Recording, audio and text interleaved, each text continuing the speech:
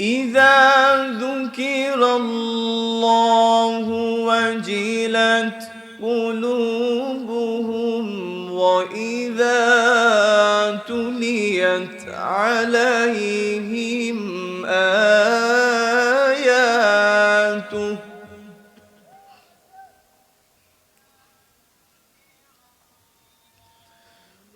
وإذا تليت عليهم آياته زادتهم إيمانا وعلى ربهم يتوكلون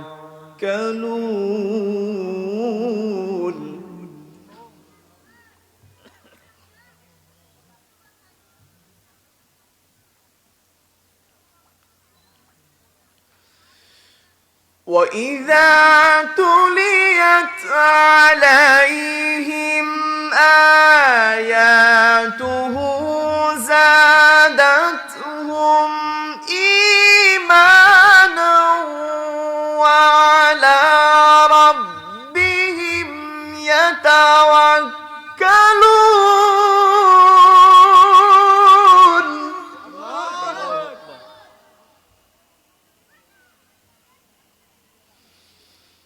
وعلى ربهم يتوكلون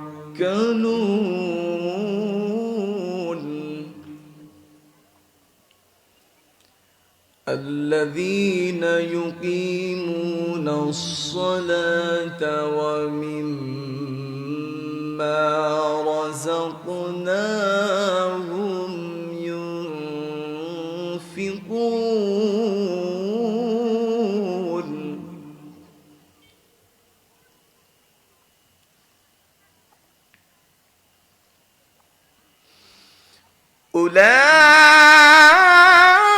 أولئك هم المؤمنون حقا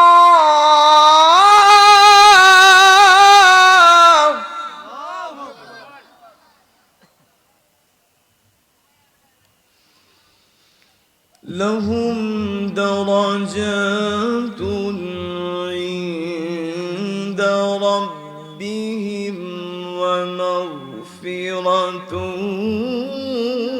ورزق كريم.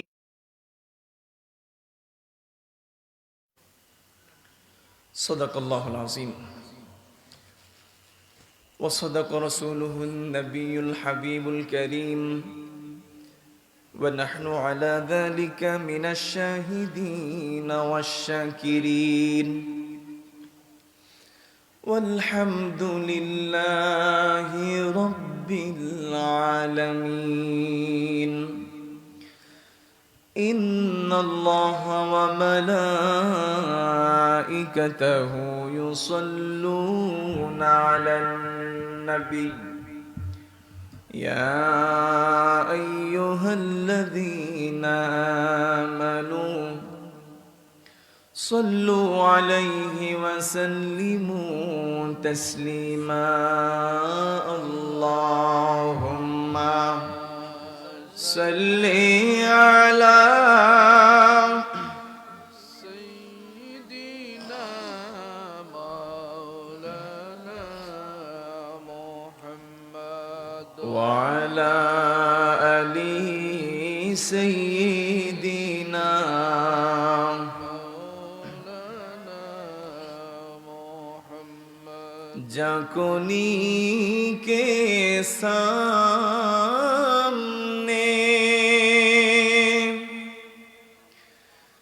चेहरा दिखा लेना मुझे सीना पे दस्ते करम रखे निभा लेना मुझे. अल्लाहुम्मा सल्ली अला मोहब्बते पढ़ो आवाज दिए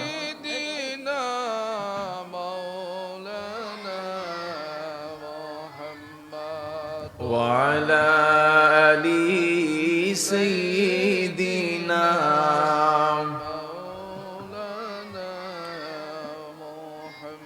الله الله الله لا إله إلا هو الله الله الله لا إله إلا هو মক্কা ছেড়ে দয়াল নবীজি মদিনাতে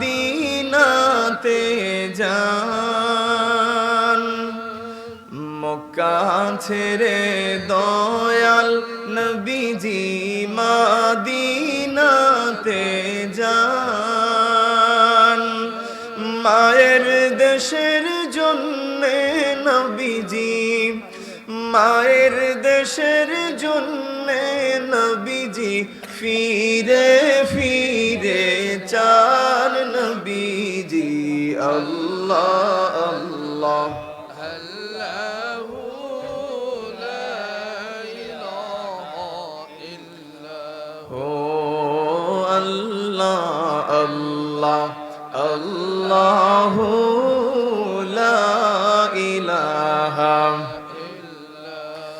গুনাহগারের গুনাহ ঝরে দুরুদে আপনার গুনাহগারের গুনাহ ঝরে দুরুদে আপনার দয়া করে তরাইবেন দয়া করে তরাইবেন উম্মত গুনাহগার নবীজি আল্লাহ আল্লাহ الله لا إله إلا هو ও আল্লাহ আল্লাহ الله لا إله إلا রহমাতুল লিল আলামিন নবী রহমতের ভান্ডার রহমাতুল লিল আলামিন নবী রহমতের ভান্ডার দয়া করে তরাইবেন দয়া করে তরাইবেন উম্মত গুনাহগার নবীজি আল্লাহ আল্লাহ আল্লাহ লা ইলাহা ইল্লা হু আল্লাহ আল্লাহ الله لا إله إلا لا إله إلا الله محمد رسول الله صلى الله عليه وسلم আমার মরণ আসিবে কখন কেউ তো জানে না আমার মরণ আসিবে কখন কেউ তো জানে না আমি মরে গেলে আমায় তোমরা ভুইলা যাইও না আমি মরে গেলে আমায় তোমরা ভুইলা যাইও না আমার মরণ আসিবে কখন কেউ তো জানে না সবাই আমার মরণ আসিবে কখন এই দুনিয়ায় চিরজীবন থাকার জায়গা না অন্ধকার কবর যে আমার আসল ঠিকানা এই দুনিয়ায় চিরজীবন থাকার জায়গা না অন্ধকার কবর যে আমার আসল ঠিকানা সবাই রেখে আমায় চলে যাবে সঙ্গী হবে না সবাই রেখে আমায় চলে যাবে, সঙ্গী হবে না। আমার মরণ আসিবে কখন কেউ তো জানে না, আমার মরণ আসিবে কখন কেউ তো জানে না। তোমার আমার কে আপন একটু ভাবনা, যিনি আপন তিনি কাঁদেন সোনার মদিনা। তোমার আমার কে আপন একটু ভাবনা, যিনি আপন তিনি কাঁদেন সোনার মদিনা। সেই নবীজির দিদার পেতে, সেই নবীজির দিদার পেতে চলো মদিনা। আমার মরণ আসিবে কখন কেউ তো জানে না, আমার মরণ আসিবে কখন কেউ তো জানে আমি মরে গেলে আমায় তোমরা ভুইলা যাইও না। বলেন মরে গেলে আমায় তোমরা ভুইলা যাইও না। আমার মরণ আসিবে কখন কেউ তো জানে না। কবর মাঝে মা বাবাকে দেখা যাবে না, দেখবো যাকে তিনি হলেন শাহে মদিনা। কবর মাঝে মা বাবাকে দেখা যাবে না, দেখবো যাকে তিনি হলেন শাহে মদিনা। অবাই বুঝবো তখন নবী বিনে আপন কেহ না, সবাই বুঝবে তখন নবী বিনে আপন কেহ না। আমার মরণ আসিবে কখন কেউ তো জানে না, বলেন মরণ আসিবে কখন কেউ তো জানে না। আমি মরে গেলে আমায় তোমরা ভুইলা যাইও না, আমি চলে গেলে আমায় তোমরা ভুইলা যাইও না। আমার মরণ আসিবে কখন কেউ তো জানে না, আমার মরণ আসিবে কখন কেউ তো জানে না। সকলে বলেন মারহাবা। খুশি না বেজার?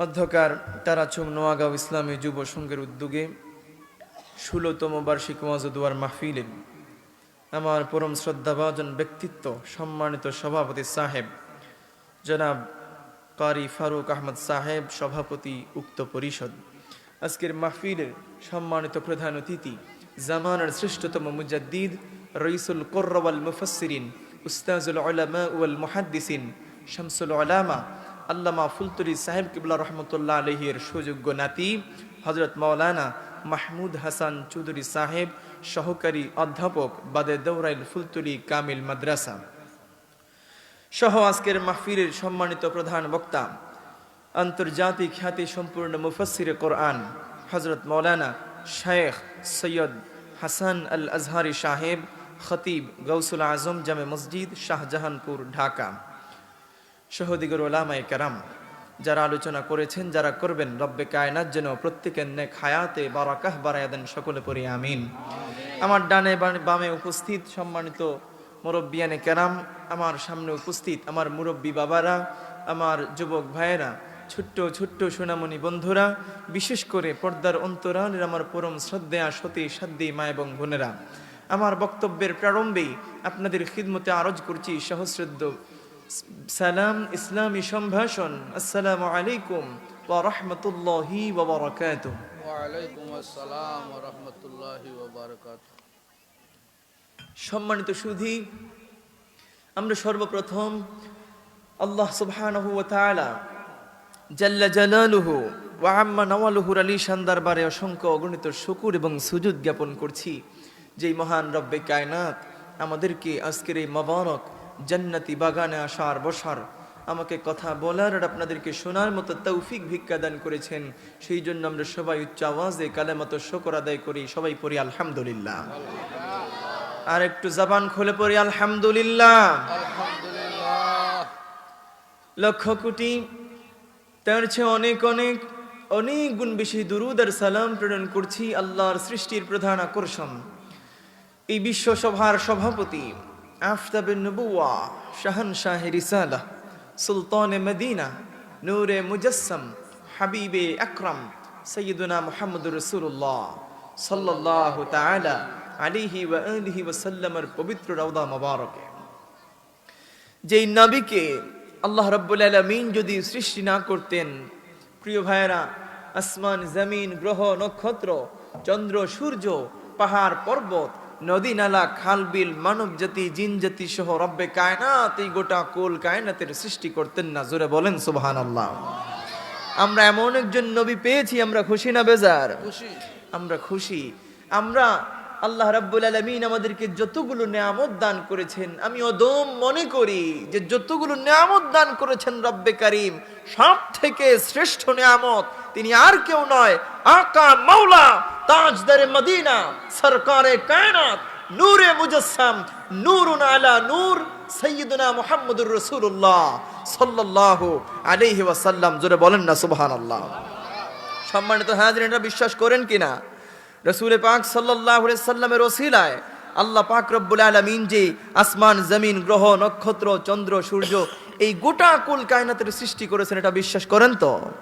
প্যারে হাজিরিন, আপনাদের খিদমতে পবিত্র কোরআনুল কারীমের সূরাতুল আনফালের 2, 3, 4 এবং 5 নম্বর আয়াতে কারীম আপনাদের খিদমতে তেলাওয়াত করেছি। আল্লাহ রাব্বুল আলামিন যদি তৌফিক ভিক্ষা দান করেন, তাহলে সেই আয়াতের আলোকে আপনাদের খিদমতে কিছু সময় আলোকপাত করার প্রয়াস ব্যক্ত করেছি। রব্বে কায়নাত যেন আমি গুনাহগারকে তৌফিক ভিক্ষা দান করেন। ওয়া মা তৌফিকি ইল্লা বিল্লাহ আলাইহি তাওয়াক্কালতু ওয়া ইলাইহি উনীব। আবারও পড়ি আল্লাহুম্মা আমিন।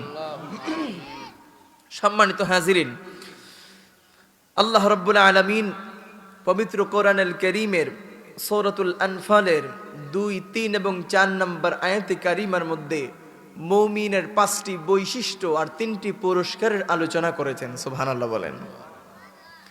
এই যে 5টি বৈশিষ্ট্য মুমিনের, এই 5টি বৈশিষ্ট্য যদি আমাদের জীবন দশায় আমাদের মধ্যে থাকে তাহলে আলহামদুলিল্লাহ, আর যদি এগুলো আমাদের মধ্যে না থাকে তাহলে আমরা সবাই যথাসাধ্য চেষ্টা করব এই 5টি বৈশিষ্ট্য যেন আমরা প্রত্যেকেই অর্জন করতে পারি। রব্বে কায়নাত যেন তৌফিক দেন, সবাই পড়ি আমিন। তা আমি আপনাদের খিদমতে ধারাবাহিক আলোচনা করব, আপনারা নিজের সাথে মিলিয়ে নেবেন এই 5টি বৈশিষ্ট্যর অধিকারী কি আপনি নিজে? এই 5টি বৈশিষ্ট্য কি আপনার জীবনে আছে? যদি থাকে তাহলে আলহামদুলিল্লাহ, যদি না থাকে তাহলে আপনি এটাকে অর্জন করবেন, ঠিক কিনা বলেন? প্যারে হাজিরিন, এই 5টি বৈশিষ্ট্যের মধ্যে সর্বপ্রথম যেই বৈশিষ্ট্য রব্বে কায়নাত কোরআন শরীফের মধ্যে ইরশাদ করেছেন, আল্লাহ তাআলা বলেন, ইন্নামাল মুমিনুনাল্লাযীনা ইযা যুকিরাল্লাহু ওয়াজিলাত কুলুবুহুম। জোরে বলেন আল্লাহু আকবার।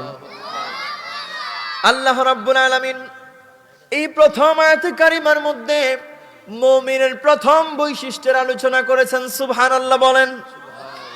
মুমিনের 1 নাম্বার বৈশিষ্ট্য কি?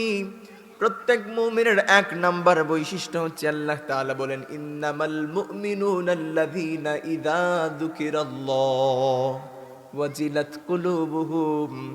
যারা ঈমানদার তারা এমন যে যখন আল্লাহ তাআলার নাম নেওয়া হয় তখন তাদের অন্তরের মধ্যে একটা কম্পন সৃষ্টি হয়ে যায়। জোরে কোন সুবহানাল্লাহ। কেমন কম্পন সৃষ্টি হয় শুনেন ভাইয়েরা। এমন কম্পন সৃষ্টি হয় মুমিন বান্দার সামনে যখন আল্লাহর জিকির করা হয়, ওই মুমিন বান্দার কলবটা নাড়াচাড়া শুরু করে দেয়। ভূমিকম্প যেইভাবে হয়, ভূমিকম্প হলে যেভাবে এই দুনিয়া থরথর করে কাঁপুনি দেয়, ঠিক একইভাবে বান্দার সামনে, মুমিন বান্দার সামনে যখন আল্লাহর কোরআন তেলাওয়াত করা হয়, আল্লাহর জিকির করা হয়, ওই মুমিন বান্দার কলবটা সঙ্গে সঙ্গে কম্পিত হয়ে যায়। জোরে বলেন সুবহানাল্লাহ।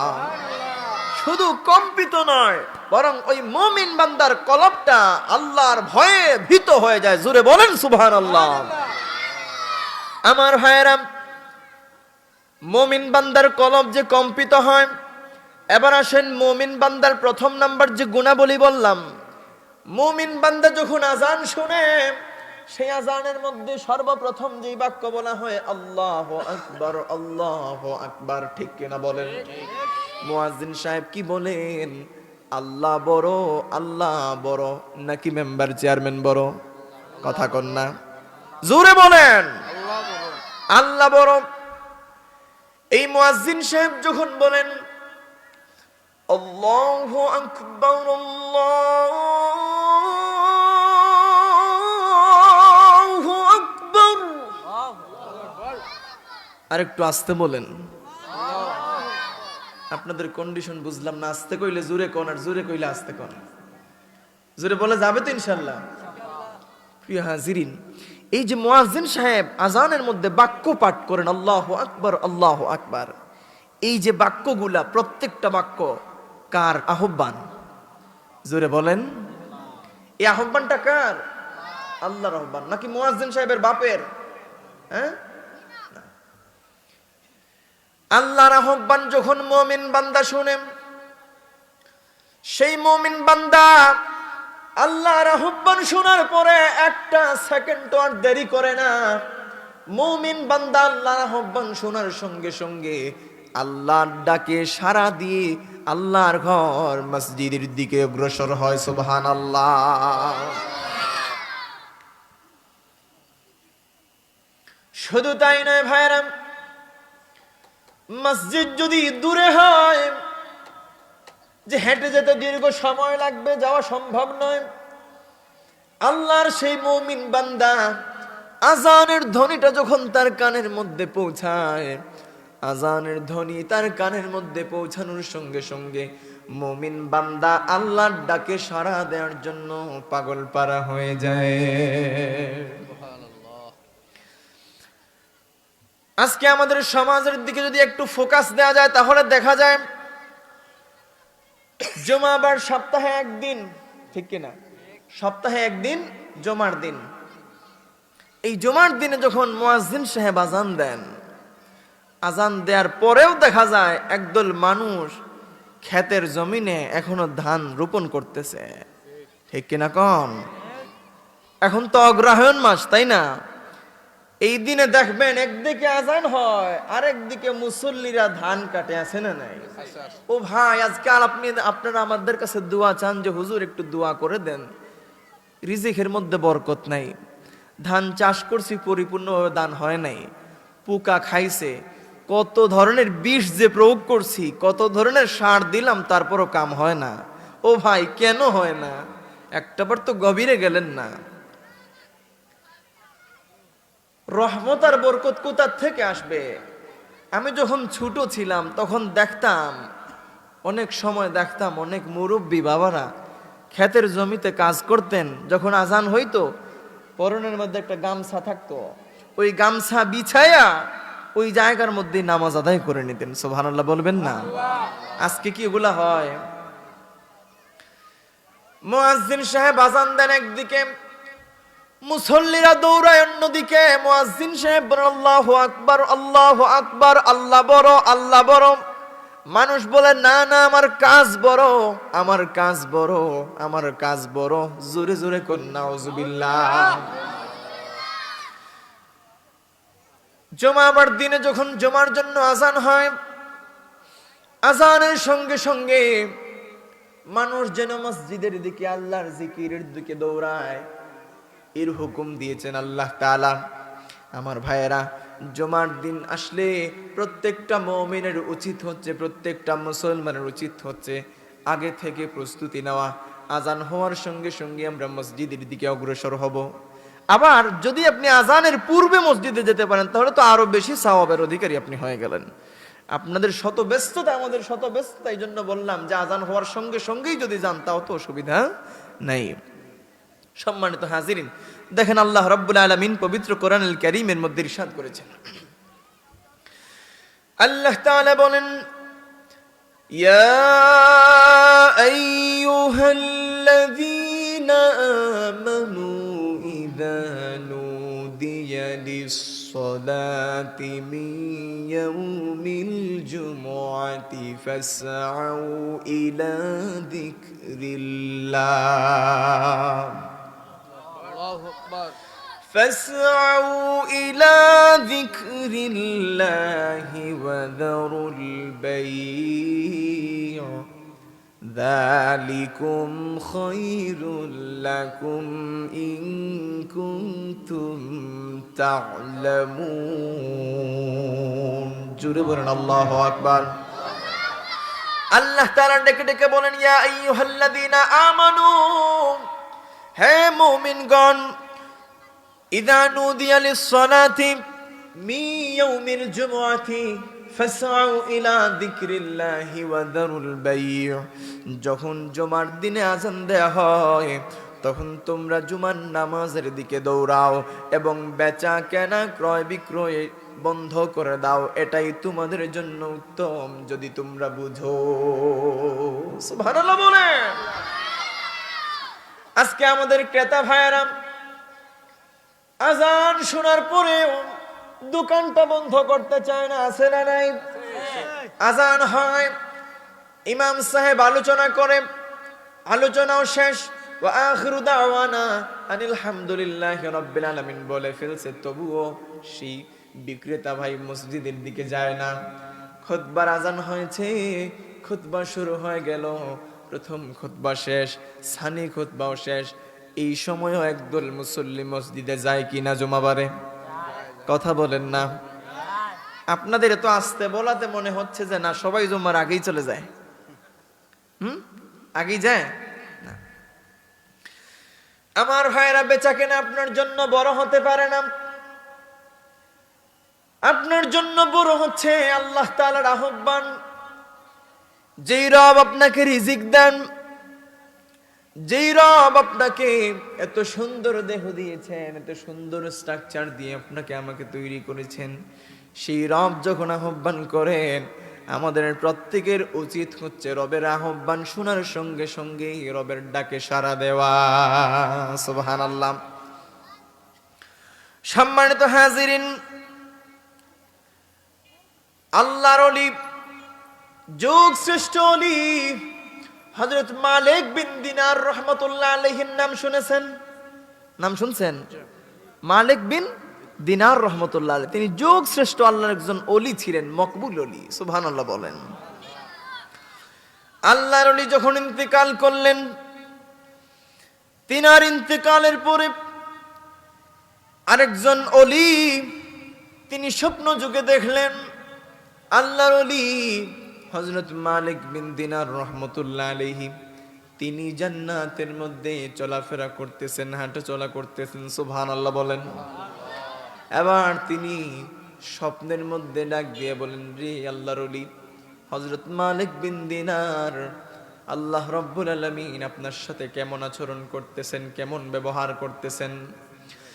মালিক বিন দিনার ডাক দিয়া বলেন, আল্লাহ রাব্বুল আলামিন আমার সাথে অনেক ভালো আচরণ করতেছেন, অনেক সুন্দর ব্যবহার করতেছেন। আল্লাহ তাআলা জান্নাতে আমার জন্য একটি ঘর নির্মাণ করেছেন। জোরে কোন সুবহানাল্লাহ। এবার আল্লাহর ওলি হযরত মালিক বিন দিনার রাহমাতুল্লাহ আলাইহি তিনি বলতেছেন, তবে একটা দুঃখের কথা, দুনিয়ার জমিনে থেকে যে আল্লাহর ওলি তিনাকে স্বপ্নে দেখলেন, সেই ওলি আল্লাহ জিজ্ঞেস করলেন কি দুঃখের কথা? এবার মালিক বিন দিনার বলেন, হুজুর, আল্লাহ তাআলা আমাকে জান্নাতে যেই ঘর দান করেছেন, সেই ঘরের চাইতে উত্তম ঘর আমার পাশের বাড়ির সেই কামার লোকটাকে রব্বুল আলামিন দান করেছে। একটু জোরে বলেন না সুবহানাল্লাহ। আমার প্রিয় ভাইরা শুনেন, এবার আল্লাহর ওলির ঘুম লাগে না, ভেতরের মধ্যে একটা হাহুতাশ শুরু হয়ে গেল। যুগ শ্রেষ্ঠ আল্লাহর ওলি মালিক বিন দিনার রহমতুল্লাহ আলাইহি, তিনার চাইতে উত্তম ঘর কেন আল্লাহ পাক পাশের বাড়ির কামাল লোকটাকে দান করলেন জানার দরকার আছে না নাই? এবার যখন ফর্সা হলো, ফর্সা হওয়ার সঙ্গে সঙ্গে আল্লাহর ওলি সেই কামার লোকটার বাড়ির মধ্যে পৌঁছায় গেলেন। জোরে বলেন সুবহানাল্লাহ। এবার কামাল লোকটার বাড়িতে যেয়ে বললেন, কামাল লোকটার দুইটা ছেলের সাথে দেখা হলো। ওই দুইটা ছেলেকে ডাক দিয়ে বলেন, রে বাবা, তোমার বাবার কি এমন নেক আমল ছিল, কি এমন গোপন আমল তোমার বাবা করেছে, যেই গোপন আমলের কারণে আল্লাহ রাব্বুল আলামিন তোমার বাবাকে জান্নাতে মালিক বিন দিনারের চাইতে উত্তম ঘর দান করে দিলেন। এবার সেই দুইটা সন্তান বলে, হুজুর, বাবার গোপন আমল সম্পর্কে আমরা জানি না, আই ডোন্ট নো। এবার তিনি কি করলেন, পর্দার অন্তরাল থেকে আওয়াজ আসলো, সেই কামাল লোকের স্ত্রী, তিনি পর্দার অন্তরাল থেকে বললেন, আমার স্বামীর গোপন কোনো আমল নাই। আমার স্বামী তিনি এমন একজন লোক, তিনি সারাটা দিন লোহা পেটানোর মতো কষ্টের কাজ করতেন। কত পরিশ্রমের কাজ, লোহা পেটানো সহজ কাজ নি ভাই। লোহা পেটানো কি সহজ কাজ বলেন? লোহা পেটানো সহজ কাজ নয়। ওই কামারের স্ত্রী পর্দার অন্তরাল থেকে বলতেছেন, আমার স্বামী প্রচুর পরিশ্রম করতেন, প্রচুর পরিশ্রমের কাজ করতেন, সারাটা দিন লোহা পেটানোর মতো কাজে ব্যস্ত থাকতেন। যখন রাত্রিবেলা বাসায় ফিরতেন, বাসায় ফেরার পরে এশার নামাজ আদায় করে আমার স্বামী খাবার দাবার শেষ করে ঘুমায়া পড়তেন। গভীর রাত্রিতে যখন আল্লাহর ওলি হযরত মালিক বিন দিনার রহমতুল্লাহ আলাইহি, তিনি রাত্রিবেলা আল্লাহর ইবাদত বন্দেগী করতেন, জিকির আজকার করতেন, নামাজ পড়তেন, তাসবিহ তাহলিল পাঠ করতেন, কোরআনের তেলাওয়াত করতেন। আমার স্বামী কঠোর পরিশ্রম করতেন সারাদিন, এই জন্য আমার স্বামী রাত্রিবেলা নফল ইবাদত বন্দেগী করতে পারতেন না। হুজুর, আমার স্বামী তিনি আফসোস করতেন, বিছানায় শুয়ে শুয়ে তিনি আফসোস করতেন আর বলতেন,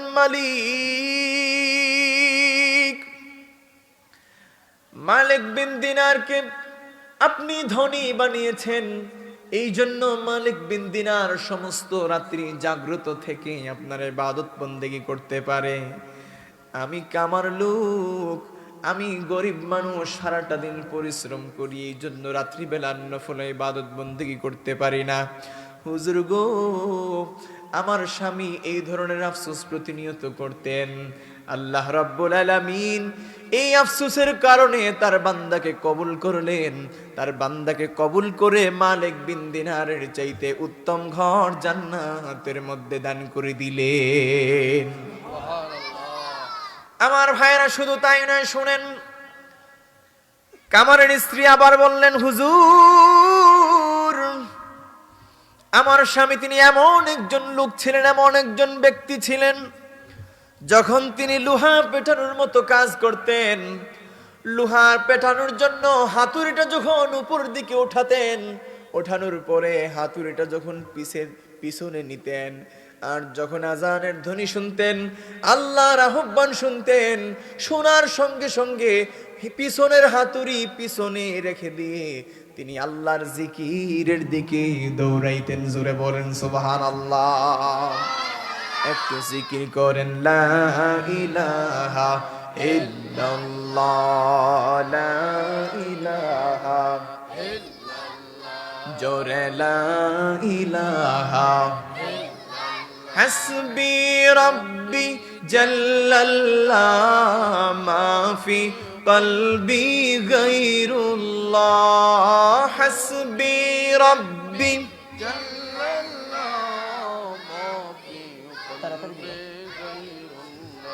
নূর মুহাম্মদ সাল্লাল্লাহ, লা ইলাহা জোরে লা ইলাহা ও লা ইলাহা জোরে লা ইলাহা করেন না, জিকির করেন।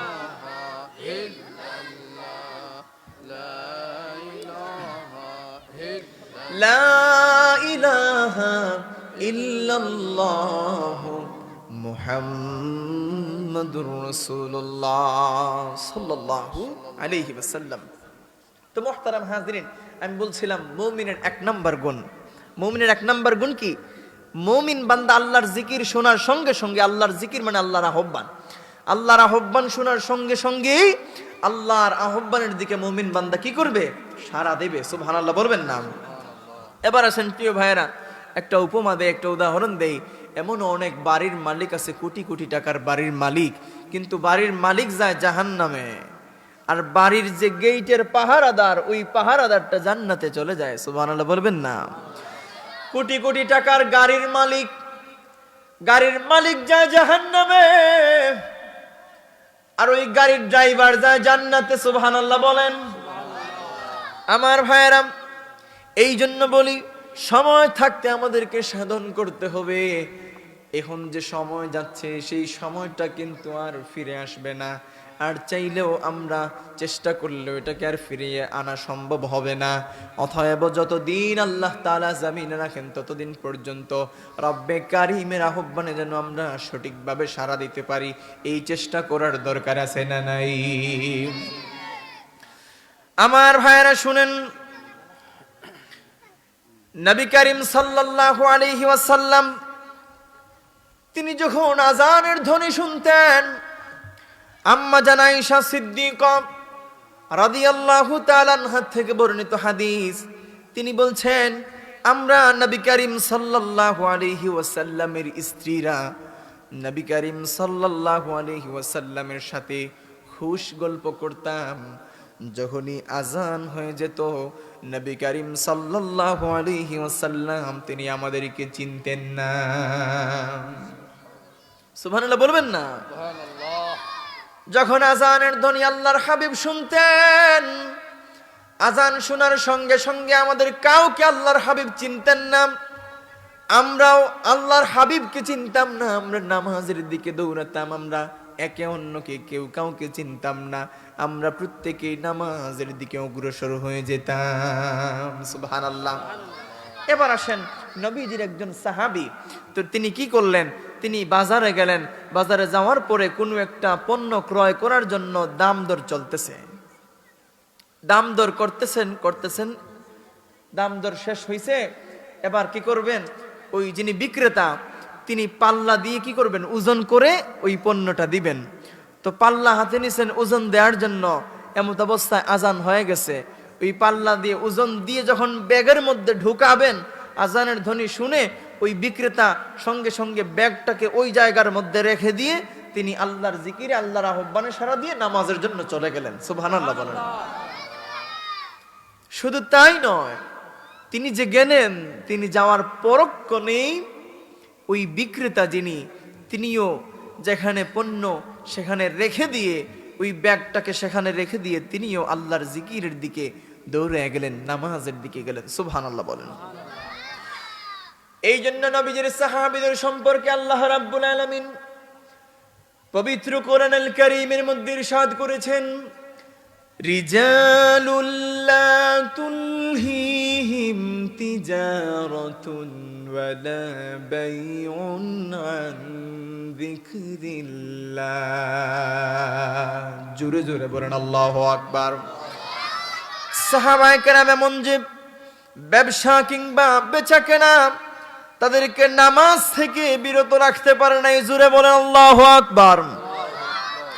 আমার সম্মানিত ভাইরা, এবার দেখেন আল্লাহ রাব্বুল আলামিন বলেন, ইন্নামাল মুমিনুনাল্লাযীনা ইযা যুকিরাল্লাহু ওয়াজিলাত কুলুবুহুম ওয়া ইযা তুলিয়াত আলাইহিম আয়াতুহু যাদাতহুম ঈমানা।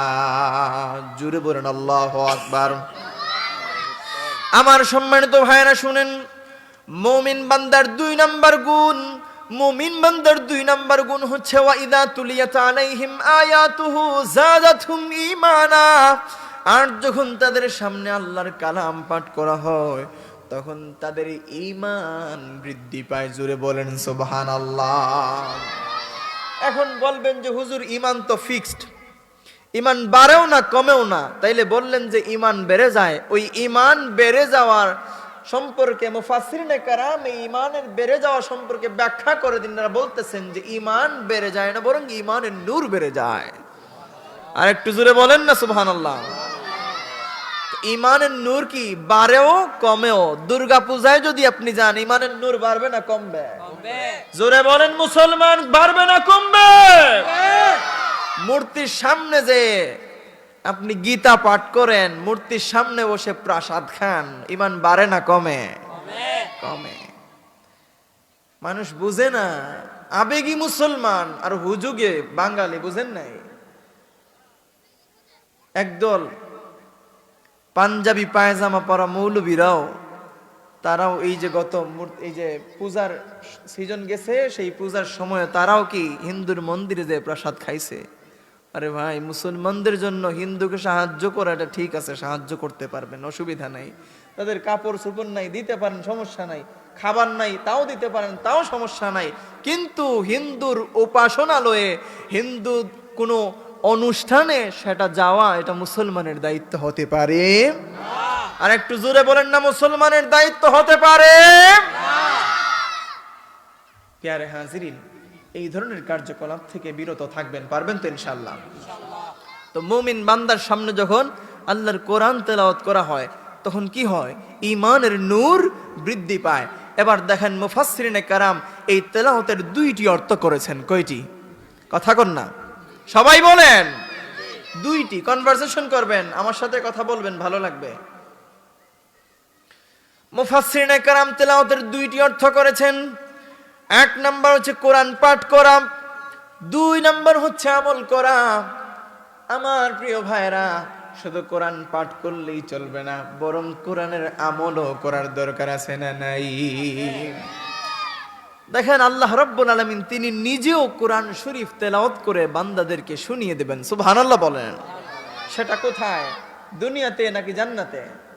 জোরে বলেন না, দুনিয়াতে নাকি জান্নাতে? আল্লাহ তাআলা বলবেন ফাবি আই আলাই রাব্বিকুমা তুকাযযিবান।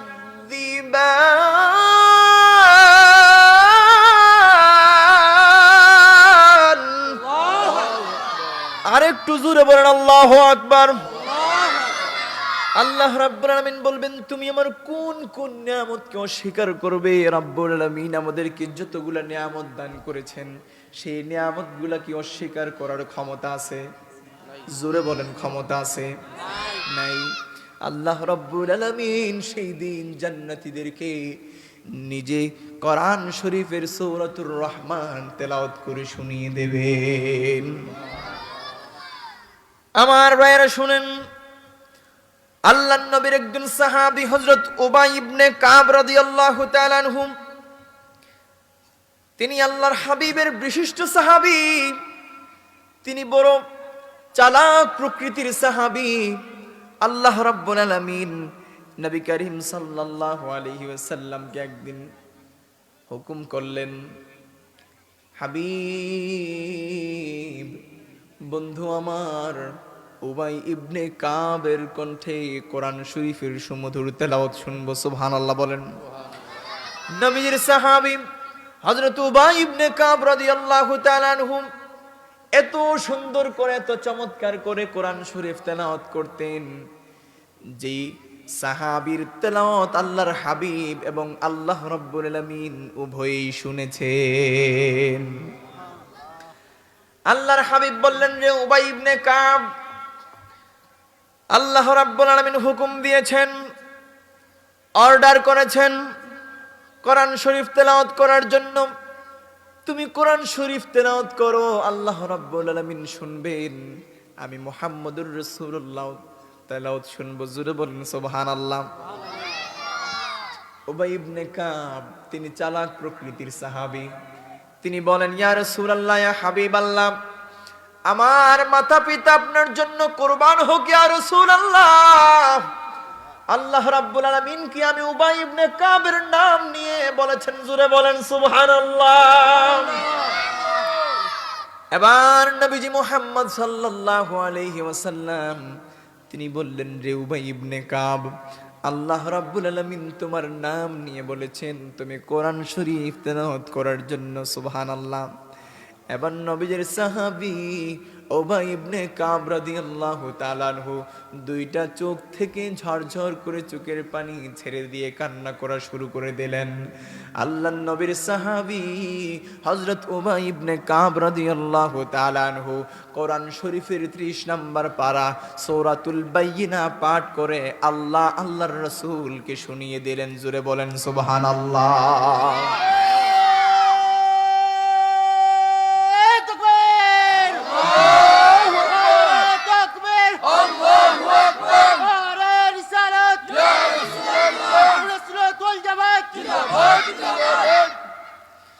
আমার ভাইরা বলছিলাম, আল্লাহর নবীজির সাহাবীরা কেমন ছিলেন?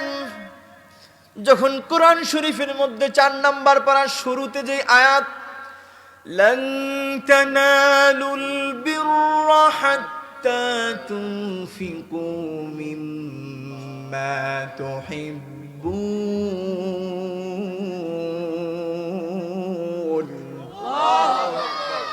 এই আয়াতটা যখন নাজিল হলো, এই আয়াতে কারিমার মধ্যে আল্লাহ তাআলা বললেন, তোমরা কল্যাণ লাভ করতে পারবে না যতক্ষণ পর্যন্ত তোমরা তোমাদের প্রিয় বস্তু আল্লাহর রাস্তায় ব্যয় না করবে। এই আয়াতটি যখন নাজিল হলো, আল্লাহর নবীর সাহাবী হযরত আবু তালহা রাদিয়াল্লাহু তাআলা আনহু তিনি সঙ্গে সঙ্গে আল্লাহর হাবিব মুহাম্মদুর রাসূলুল্লাহ সাল্লাল্লাহু আলাইহি ওয়াসাল্লামের খিদমতে উপস্থিত হয়ে বলেন, ইয়া রাসূলুল্লাহ, ইয়া হাবিবাল্লাহ, আমার প্রিয় বস্তু হলো আমার বাইরুহা নামক বাগান। যেই বাগানে একটা কূপ ছিল, সেই কূপের পানি আল্লাহর হাবিব তিনি নিজে পান করেছেন। জোরে বলেন সুবহানাল্লাহ। ইয়া রাসূলুল্লাহ, ইয়া হাবিবাল্লাহ, আমার সবচেয়ে প্রিয় বস্তু হচ্ছে আমার বাইরুহা নামক বাগান। তাই আমি এই বাগানটি আল্লাহর রাস্তায় আমি দান করতে চাই। সুবহানাল্লাহ। আমরা আল্লাহ রাব্বুল আলামিনের হুকুমের তাবেদারি করছি নাকি তার উল্টোটা করছি? কথা কন না। আল্লাহ রাব্বুল আলামিন বলেন কি, লান তানালুল বিররা হাত্তা তুনফিকু মিম্মা তুহিব্বুন, তোমরা কল্যাণ লাভ করতে পারবে না যতক্ষণ পর্যন্ত তোমরা তোমাদের প্রিয় বস্তু আল্লাহর রাস্তায় ব্যয় না করবে, আল্লাহর রাস্তায় দান না করবে। আজকে আমরা প্রিয় বস্তু আল্লাহর রাস্তায় দান করি না, বরং সব থেকে মন্দ যেই বস্তু সেটা আমরা আল্লাহর রাস্তায় দান করি। ঠিক কিনা কন? কোরবানির হাটে যখন কোরবানির পশু কেনার জন্য মানুষ যায়, তখন কিছু কিছু মানুষ এমনও আছে তারা মনে করে যে একেবারে কম পয়সার মধ্যে হাড্ডিওয়ালা গরু যদি একটা পাই তাইলে নিয়ে আসি। গরু তো নাম, কথা কর না, নাম তো কি গরু, অসুবিধা নেই, কোরবানি তো হয়ে গেল। তো আল্লাহ তাআলা বলেন তোমরা তোমাদের প্রিয় বস্তু আল্লাহর রাস্তায় দান করো। সুবহানাল্লাহ কোন? সম্মানিত হাজিরিন, দেখেন আল্লাহর হুকুম নবীজির সাহাবীরা কেমন ভাবে তারা পালন করেছেন। এবার আসেন মুমিনের 5টি বৈশিষ্ট্যের কথা বলছিলাম। মুমিনের 3 নাম্বার বৈশিষ্ট্য কি? মুমিনের 3 নাম্বার বৈশিষ্ট্য হচ্ছে ওয়া আলা রাব্বিহিম ইয়াতাওয়াক্কালুন। সুবহানাল্লাহ বলেন। সুবহানাল্লাহ। মুমিনের 3 নাম্বার বৈশিষ্ট্য হচ্ছে মুমিন সুখে থাকুক আর দুঃখে থাকুক, অভাবে থাকুক আর টাকা পয়সা নিয়ে সুখে স্বাচ্ছন্দ্যে থাকুক, সদা সর্বদা সর্বাবস্থায় শুকর আদায় করবে কার? আল্লাহ। সদা সর্বদা তাওয়াক্কুল করবে কার উপরে? আল্লাহ। জবান বন্ধ রাখবেন না, চিৎকার দিয়ে বলেন কার উপরে? আল্লাহ। আল্লাহর উপরে। ওয়া আলা রাব্বিহিম ইয়াতাওয়াক্কালুন। প্রিয় ভাইয়েরা, আপনি হতাশ হয়ে গেছেন, আপনি বিদেশে যেতে পারছেন না, বারবার বিদেশের জন্য অ্যাপ্লাই করতেছেন, রিফিউজ হয়ে গেছে। হতাশ হবেন না, হতাশ হবেন না, হতাশ হবেন না। লা তাহজান ইন্নাল্লাহা মা'ানা। প্রিয় ভাইয়েরা, আল্লাহ তাআলা বলেন লা তাহজান, নিরাশ হয় না, হতাশ হয় না। ইন্নাল্লাহা মা'ানা, নিশ্চয়ই আমি আল্লাহ তো আছি। নিরাশ হওয়া যাবে, হতাশ হওয়া যাবে? আপনার ছেলে আছে 5টা, 3টাই নষ্ট হয়ে গেছে, 2টা মোটামুটি ভালো আছে। সর্বদা আপনাকে পীড়া দেয়, আমার 2টা ছেলে ভালো আছে, বাকি 3টা নষ্ট হয়ে গেছে, খারাপ হয়ে গেছে, একেবারে মন্দ হয়ে গেছে। নিরাশ হয়েন না ভাই, আল্লাহর কাছে তাহাজ্জুদের নামাজ আদায় করে আল্লাহর কাছে মুনাজাত করেন। আল্লাহ তাআলা তাদেরকে খারাপ পথ থেকে, মন্দ পথ থেকে ইহদিনাস সিরাতাল মুস্তাকিমের পথে এনে দিবেন কিনা? জোরে বলেন। আমার ভাইয়েরা অসুস্থ হয়ে গেছেন, ক্যান্সার হয়ে গেছে, ডায়াবেটিস হয়ে গেছে, কিডনি নষ্ট হয়ে গেছে, ফুসফুস গা হয়ে গেছে, লাংসের মধ্যে পানি হয়ে গেছে, আপনি বড্ড বড্ড বেজার হয়ে গেছেন, আল্লাহর উপরে অসন্তুষ্ট হয়ে গেছেন। না, অসন্তুষ্ট হওয়া যাবে না। লা তাহজান ইন্নাল্লাহা মা'ানা, নিশ্চয়ই আমার আল্লাহ তো আছেন। ভাই নিরাশ হয়েন না, আল্লাহর উপর তাওয়াক্কুল করেন, আল্লাহর উপরে ভরসা করেন, আল্লাহর কাছে চাওয়ার মতো চান। আল্লাহ রাব্বুল আলামিন হযরত আইয়ুব আলাইহিস সালাতু ওয়াস সালামকেও তো সুস্থ করেছেন। সুবহানাল্লাহ বলবেন না? আইয়ুব নবীকে আল্লাহ সুস্থ করেন নাই? আইয়ুব আলাইহিস সালাতু ওয়াস সালামের শরীর পোকায় খেতে খেতে খেতে খেতে যখন একটা পোকা নিচে পড়ে গেল, তিনি হাত দিয়ে ধরে ওই পোকাটাকে আবার শরীরের মধ্যে দিলেন। ওই পোকাটাকে যখন শরীরের মধ্যে উঠায় দিলেন আর বললেন, রে পোকা, তুমি যাচ্ছ কোথায়? তোমার রব তো তোমার খাদ্য, তোমার রিজিক আমার শরীরে দিয়েছেন, তুমি এখান থেকে যেও না। আমার রব মনে করবেন আমি মনে হয় না শুকরিয়া করতেছি, আমি মনে হয় অসন্তুষ্ট হয়ে গেছি। প্রিয় ভাইয়েরা, আল্লাহর নবী হযরত আইয়ুব আলাইহিস সালাতু ওয়াস সালামকে আল্লাহ পাক শিফা দিয়েছেন কিনা? কথা কন না? আমরাও যদি আল্লাহর কাছে চাওয়ার মতো চাই, রব্বুল আলামিন কি আমাদেরকে ফেরত দেবেন? আমরা তো চাওয়ার মতো চাই না, আমরা চাওয়ার মতো চাইতে পারি না। এই জন্য আমরা বারবার বিভিন্ন সমস্যার সম্মুখীন হই। আমার ভাইয়েরা, বলছিলাম মুমিন বান্দার 4 নম্বর বৈশিষ্ট্য কি? মুমিন বান্দার 4 নম্বর বৈশিষ্ট্য সম্পর্কে আল্লাহ রাব্বুল আলামিন কোরআন শরীফের মধ্যে ইরশাদ করেছেন, আল্লাযীনা ইউকিমুনাস সালাত। জোরে বলেন আল্লাহু আকবার। মুমিন বান্দার 4 নম্বর বৈশিষ্ট্য হচ্ছে মুমিন বান্দা নামাজ কায়েম করবে। নামাজ আদায় করবে না, কায়েম করবে, নামাজ কায়েম করবে। ওই মুমিন বান্দা যখন আল্লাহর আহ্বান শুনবে, আল্লাহর আহ্বান শোনার সঙ্গে সঙ্গে আল্লাহর সেই মুমিন বান্দা, আল্লাহর সেই গোলাম, সে পাগল পারা হয়ে যাবে। নামাজ কে বলো না কাজ আছে, কাজ কে বলো আমার নামাজ আছে। নামাজকে বলো না কাজ আছে, কাজকে বলো। নামাজ বিহীন পরপারে কি জবাব দিবে তুমি প্রভুর কাছে? হাদিসে কারিমের মধ্যে হচ্ছে আউয়ালু মা ইউহাসাবু বিহি আবদু ইয়াউমাল কিয়ামাতি সালাহ। কিয়ামতের দিন বান্দার কাছ থেকে সর্বপ্রথম যে হিসাব চাওয়া হবে, সেই হিসাবটা হচ্ছে নামাজের হিসাব। সুতরাং ও তারাচুঙ্গির মুসলমান ভাইয়েরা, আমাদেরকে নামাজ পড়ার দরকার আছে না নাই? আল্লাহর হুকুম মান্য করার দরকার আছে না নাই? ইসলামের 5টি রুকন, ইসলামের 5টি রুকনের মধ্যে 1 নম্বর রুকন হচ্ছে, ইসলামের 5টি রুকনের মধ্যে একটা রুকন হচ্ছে কি? নামাজ। আছে না নাই? 5টি রুকনের মধ্যে একটা রুকন হচ্ছে নামাজ। একটা রুকন হচ্ছে যাকাত। এই যাকাতের আলোচনায় আমি শীঘ্রই আসতেছি, শুনেন ভাইয়েরা। এই জন্য নামাজ ত্যাগ করা যাবে না, নামাজ ছাড়া যাবে না। যতই কষ্টে থাকুন না কেন আপনি, যতই কষ্টের মধ্যে থাকুন না কেন, যতই কাজের মধ্যে থাকেন না কেন, যতই ব্যস্ততার মধ্যে থাকেন না কেন, নামাজকে বলা যাবে না আমার ব্যস্ততা আছে, বরং ব্যস্ততাকে বলবেন আমার নামাজ আছে। পারবেন তো ইনশাআল্লাহ? জোরে বলেন না। এবার আসেন মুমিন বান্দার 5 নাম্বার বৈশিষ্ট্য কি? আল্লাহ রাব্বুল আলামিন বলেন, আল্লাযীনা ইউকিমুনাস সালাতা ওয়া মিম্মা রাযাকনাহুম ইউনফিকুন। জোরে বলেন সুবহানাল্লাহ। মুমিন বান্দার 5 নাম্বার বৈশিষ্ট্য হচ্ছে মুমিন বান্দা আল্লাহ পাকের দেয়া রিজিক থেকে আল্লাহর রাস্তায় ব্যয় করবেন। এটার মানে কি? মুফাসসিরিনে কেরাম বলছেন এর মানে হচ্ছে যাকাত দেওয়া। জোরে বলেন সুবহানাল্লাহ। আজকে আমাদের বর্তমান সমাজের ভাইয়েরা সুবিধাবাদী জিন্দাবাদ আছে না নাই? যাকাত ফরজ হয়, তাদেরকে যদি জিজ্ঞেস করেন ভাই তুমি যাকাত দাও না, বলে হুজুর যাকাত তো আস্তা বছরই দেই। নাউজুবিল্লাহ কর না ভাই, যাকাত কি আস্তা বছর দেওয়ার জিনিস?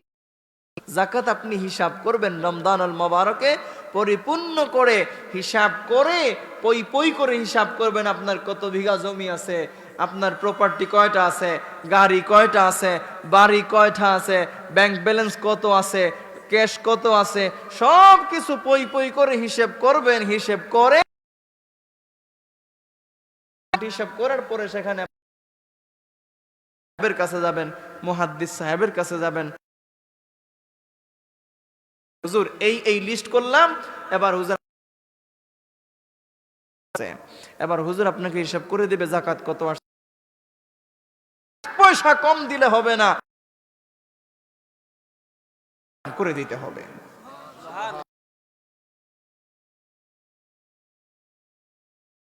আল্লাহর রাস্তায় দান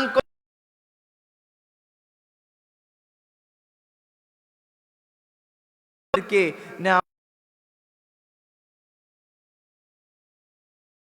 ওয়া মিম্মা রাযাকনাহুম ইউনফিকুন। সেই রিজিক থেকে আল্লাহর কিছু সুশীল সমাজের কিছু তারা কি করে, যখন সময় হয় তার আপন ভাই দিন আনে দিন খায়, ঘরের মধ্যে রাত্রিবেলা ঠিক মতো ঘুমাতে পারে না, বৃষ্টি বিছানার উপরে পড়ে আছে না নাই? এমন মানুষ আছে না নাই? আপনার ভাই লন্ডন আছে, আপনার ভাই আপনাকে যাকাতের টাকা না দিয়ে সে আছে না নাই? কথা কন না, আছে না নাই? হকদার কে বেশি? আপনজন। আগে আপনজন, তারপরে পরের দিক। আপনার আপন ভাই যদি সে যাকাত নেয়ার মতো, আপনাকে অবশ্যই অবশ্যই তাকে যাকাত। আচ্ছা আচ্ছা, সম্মানিত হাজিরিন শুনেন, আমাদের ভাইয়েরা নিজের ভাইকে যাকাত দেয় না। এখন আপনার ভাই যদি বড় লোক হয়, টাকাওয়ালা হয়, সেও যদি যাকাত দেওয়ার মতো অধিকারী হয়, তাইলে আবার তাকে যাকাত দিতে পারবেন না আপনি। এটা ইসলামী শরীয়তে নিষেধ আছে। সে যদি যাকাত নেয় তাকে আপনি যাকাত দিতে পারবেন, সেখানে সওয়াব পাবেন 2টা। এবার আসেন তারপরের স্টেপটা বলি, তারপরে বলবো সওয়াব 2টা সওয়াব কি কি। এখন আপনার পরিবার যারা আছে, আপনার পরিবারের সবাই এস্টাবলিশড, সবাই বড় লোক, আপনার কি পরিবার ছাড়াও আত্মীয় স্বজনের মধ্যে কি গরিব মিসকিন নাই? তাদেরকে দেবেন। তো তাদেরকে যদি আপনি যাকাতের টাকাটা দেন, তাইলে লাভ হইবে, লাভ হবে। আর সেখানে সওয়াব হবে 2টা। একটা হচ্ছে আপনি যাকাত দান করলেন, সেই যাকাতের সওয়াবটাও আপনি পেলেন, পাশাপাশি হচ্ছে আপনি যে তাকে দান করলেন সেটা আত্মীয়তার সম্পর্ক রক্ষা হলো, এই জন্য আরেকটা বাড়তি সওয়াব পাইলেন। জোরে বলেন না আল্লাহু আকবার। তাইলে যাকাত কে আগে পাবে? আত্মীয় স্বজন, হকদার দাবিদার এরা, নাকি যাকাত ফাউন্ডেশনের এরা? কথা কন না। এই বিষয় থেকে আমাদেরকে টোটালি বেরিয়ে আসতে হবে। আমরা তো হুজুগে বাঙালি, কইলাম না একটু আগে, আমরা হুজুগে বাঙালি। এটা করা যাবে না ভাই। কারণ আপনার আপনজন যদি কষ্টে থাকে আর আপনি জাকাতের টাকা মদিনা শরীফে নিয়েও বন্টন করেন, কাম হবে না, তাদেরকে দিতে হবে। আমার সম্মানিত ভাইয়েরা শুনেন, আল্লাহর রাস্তায় আমাদেরকে ব্যয় করতে হবে। আজকে আমাদের সমাজের মানুষগুলা যাকাতকে জরিমানা মনে করে আছে না নাই? আর যাকাতকে যে জরিমানা মনে করে, এটা আল্লাহর হাবিব মুহাম্মদ সাল্লাল্লাহু আলাইহি ওয়াসাল্লাম আজ থেকে প্রায় ১৫০০ বছর পূর্বে ভবিষ্যৎবাণী করে দিয়ে গেছেন। সুবহানাল্লাহ। এটা হচ্ছে কিয়ামতের একটা আলামত যে যাকাতকে মানুষ জরিমানা মনে করবে।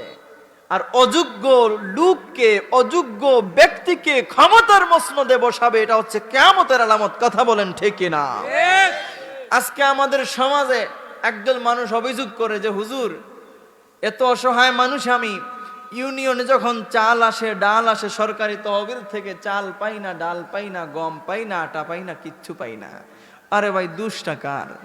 দুষ তো আপনার, দুষ তো আমাদের, দুষ তো আপনাদের, ঠিক কিনা কন? জিজ্ঞেস করবেন কিভাবে আমাদের দোষ? অযোগ্য ব্যক্তিকে আপনি ক্ষমতার মসনদে বসাইছেন। ওই লোকটা, যেই লোক মেম্বার হইছে, মেম্বারের বেতন কত? সরকারি বেতন হচ্ছে ৫ থেকে ৭ হাজার টাকা। ওই লোকটাকে নির্বাচন খেললো, নির্বাচন করলো, নির্বাচনে তার পকেট থেকে টাকা খরচ করলো ৫ থেকে ৭ লাখ টাকা। ওই লাখ টাকা, ওই যে ৫ থেকে ৭ লাখ টাকা খরচ করছে, ওই টাকাটা কি তার বাবার বাড়ির থেকে আসবে নাকি আপনাদেরকে মেরে নেবে?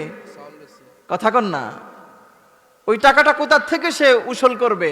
বেতন তো পায় ৫-৭ হাজার টাকা, এর বেশি তো না। এই যে চাল চুরি, ডাল চুরি, আটা চুরি, গম চুরি, পেঁয়াজ চুরি, তেল চুরি আছে না নাই? আমার ভাইরা, আজকে রাস্তার কামের জন্য সরকার থেকে পয়সা দেয়া হয়।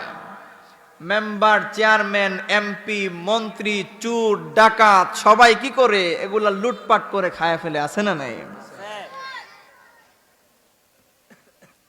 রাস্তার কাম ভালো করে করার জন্য সরকারের তহবিল থেকে বড় অঙ্কের, মোটা অঙ্কের টাকা আসছে। এবার তিনি কি করলেন? রডের বদলে রাস্তায় ঢালাইয়ের মধ্যে বাঁশ ঢোকায়া দিলেন, আছে না নাই? এই ধরনের অযোগ্য ব্যক্তিদেরকে যদি ক্ষমতার মসনদে বসান, তাহলে এর চাইতে বেশি আর কি আপনি আশা করতে পারেন? ঠিক কিনা বলেন?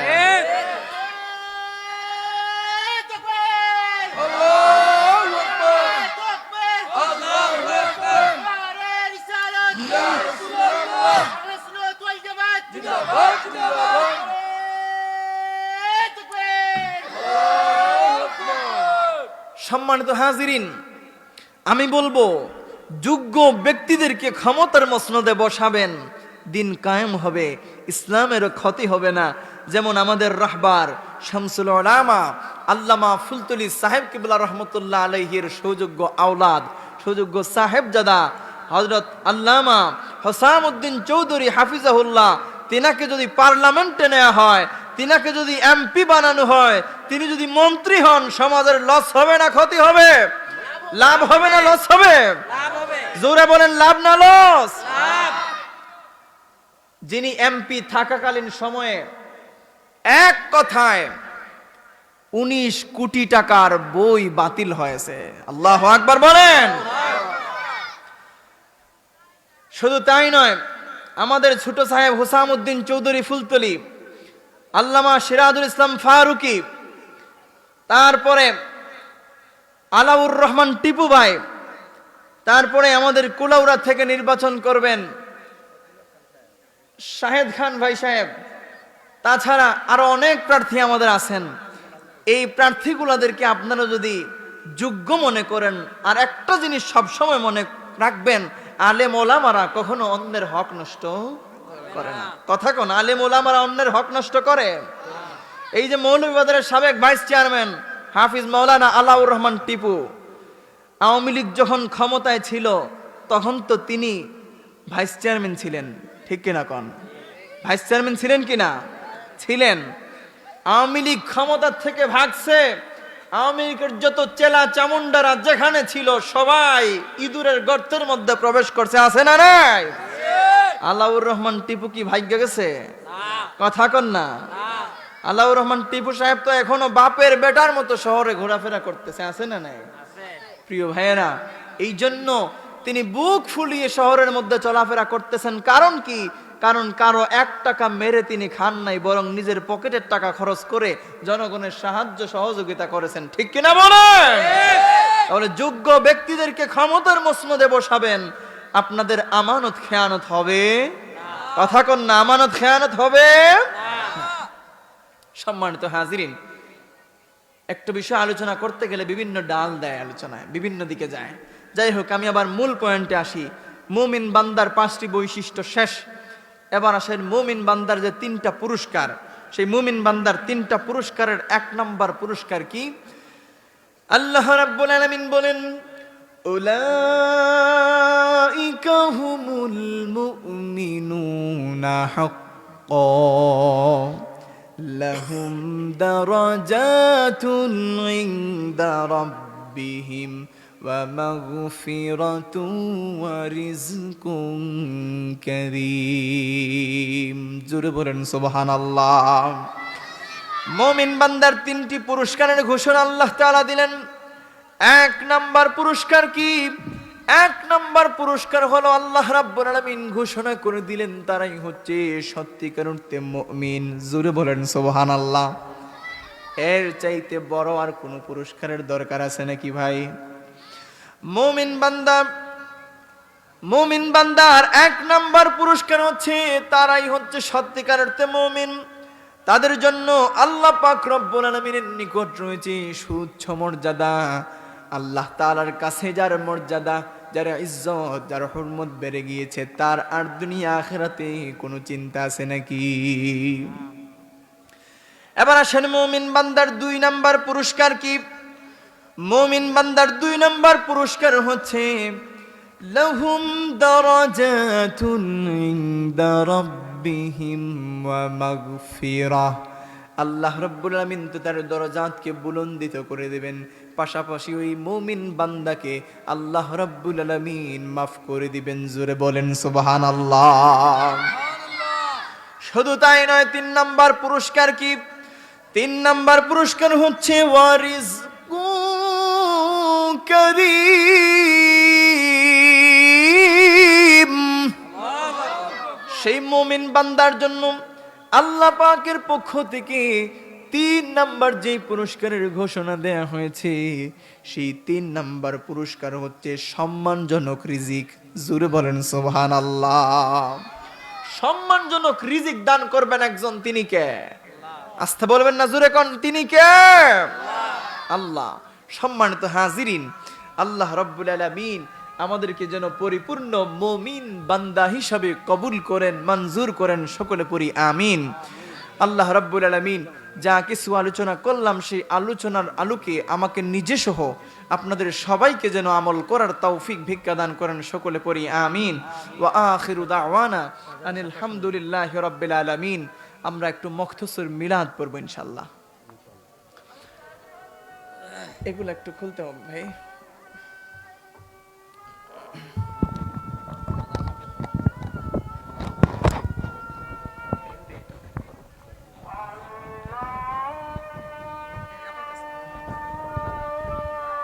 ইকোটা দিয়ে রাখেন ভাই। আজানটা শেষ হোক, আজানের পরে ভাই।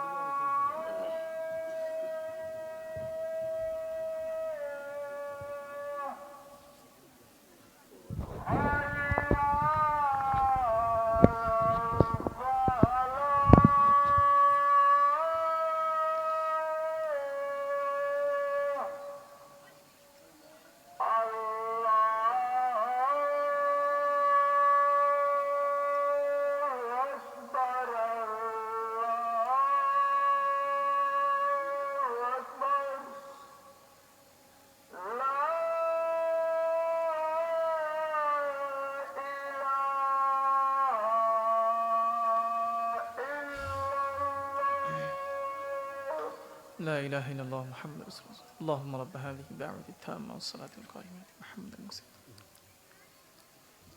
رزقنا شفاعته আসেন আমরা একটু নবীকে দাঁড়িয়ে সালাম জানাই এই যে মাইক দেন একটা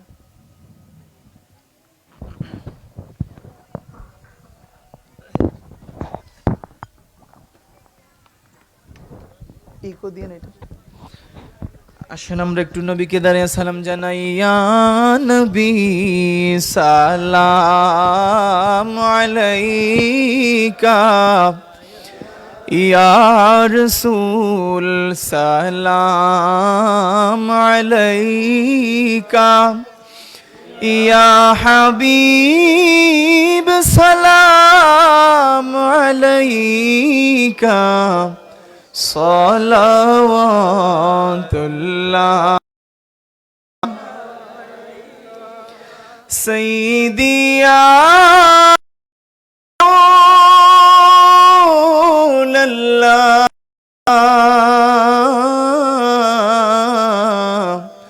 উম্মতের দরদি নবী ওয়া ইয়া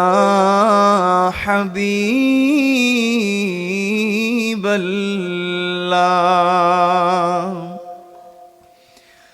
কলমায় জপি আপনার নাম আজানে শুনি আপনার নাম নামাজে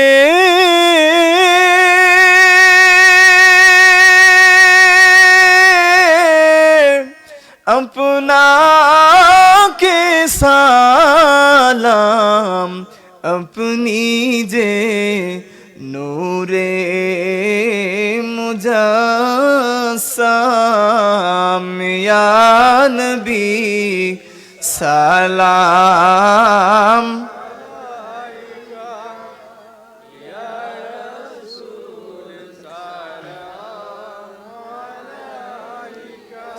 ইয়া হাবিব সালাম আলাইকা সালাওয়াতুল্লাহ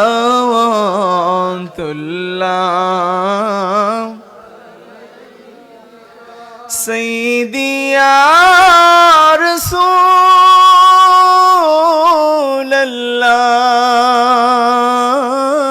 রাসূলাল্লাহ ইয়া মুজাম্মিল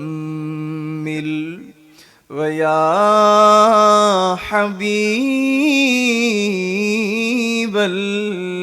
হাবিবাল্লাহ নবীজির পিতা আব্দুল্লাহ নবীজির মাতা আমিনা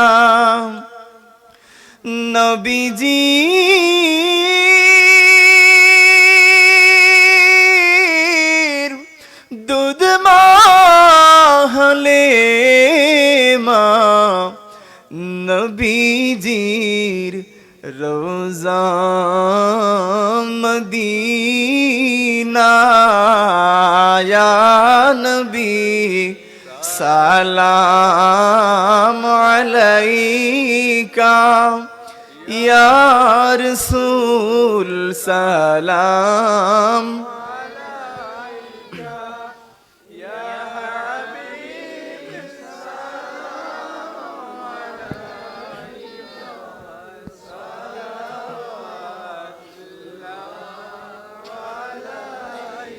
سيدي يا رسول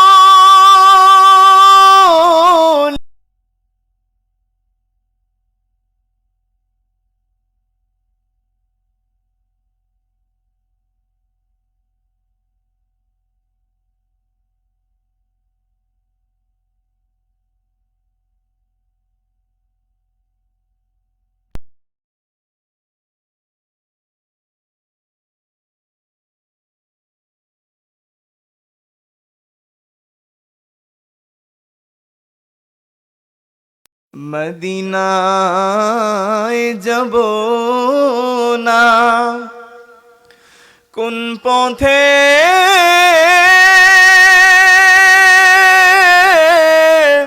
হব রওয়ানা বলে দাও শাহে মদিনা ইয়া নবী সালাম আলাইকা ইয়া রাসূল সালাম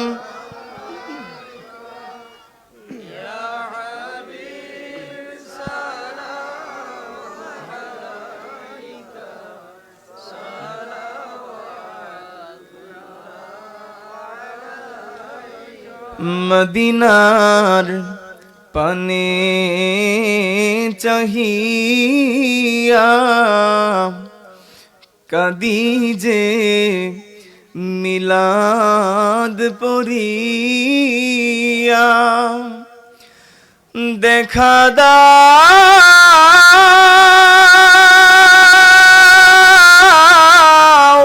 পর্দা উঠায়া আপনায় দেখিব নয়ন ভরিয়া ইয়া নবী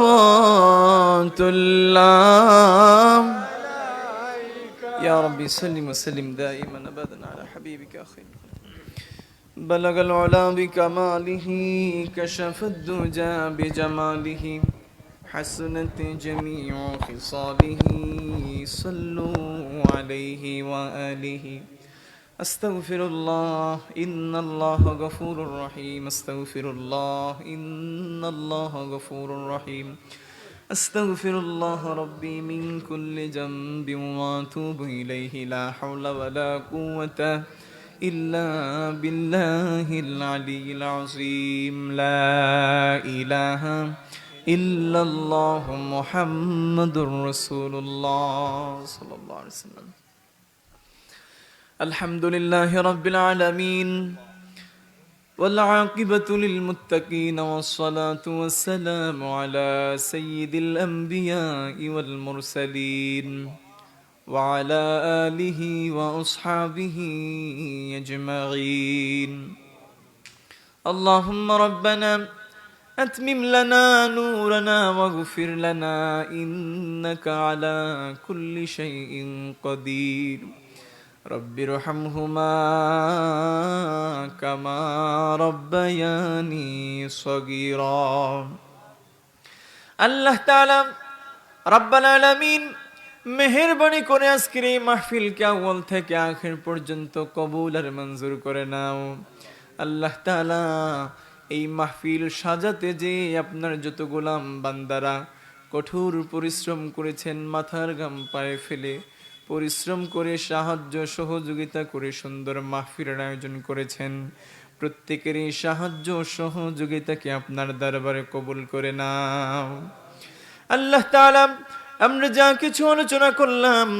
ভুল ভ্রান্তি বেয়াদবি মাফ করে দাও যাটুকুন সওয়াব মঞ্জুর করেছ লক্ষ কোটি গুণে বাড়িয়ে আকা মাওলা তাজদার মদিনা সৈয়দুনা মুহাম্মদুর রাসূলুল্লাহ সাল্লাল্লাহু আলাইহি ওয়াসাল্লামের রওযা মুবারকে পৌঁছায়া দাও আল্লাহ তাআলা আপনার হাবিবের যত উম্মত কবরবাসী হয়ে গেছেন প্রত্যেকের কবরে পৌঁছায়া দাও রব্বুল আলামিন মেহেরবানি করে আমরা যারা হাত বাড়িয়েছি আমাদের প্রত্যেকের মায়ের খানদান বাবার খানদান নানা নানি দাদা দাদি আত্মীয় স্বজন পাড়া প্রতিবেশী হকদার দাবিদার খানদানের তামাম জামিয়ে মুর্দেগানের খবরে পৌঁছায়া দাও আল্লাহ তাআলা রব্বুল আলামিন আমার ফারুক ভাই সহ এই পরিষদের যারা অক্লান্ত পরিশ্রম করেছেন তাদের প্রত্যেকের কবরবাসী মুর্দেগানদের কবরে হাদিয়া পৌঁছায়া দাও আল্লাহ তাআলা তাদের কবরগুলো জান্নাতুল ফিরদাউসের আলা মাকান বানায়া দাও। আল্লাহ তাআলা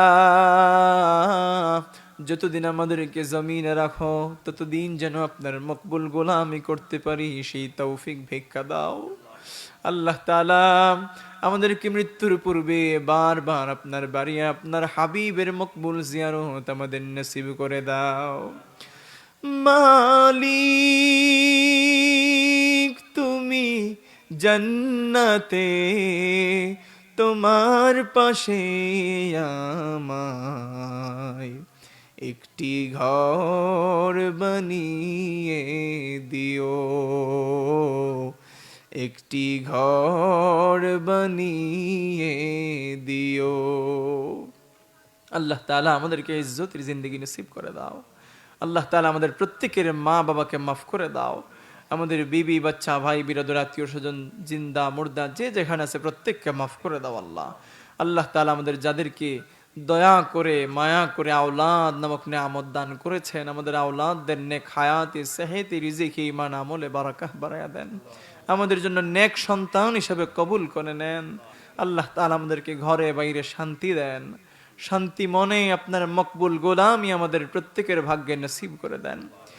মালিক যেই দিন আমাদের নামে মৌতের পালকি পাঠাইবা সেই দিন আমাদের প্রত্যেকের জবানে জারি করে দিও মধুর কালিমা লা ইলাহা ইল্লাল্লাহু মুহাম্মাদুর রাসূলুল্লাহ সাল্লাল্লাহু আলাইহি ওয়াসাল্লাম। আসসালামু আলাইকুম ওয়া রাহমাতুল্লাহি ওয়া বারাকাতুহু।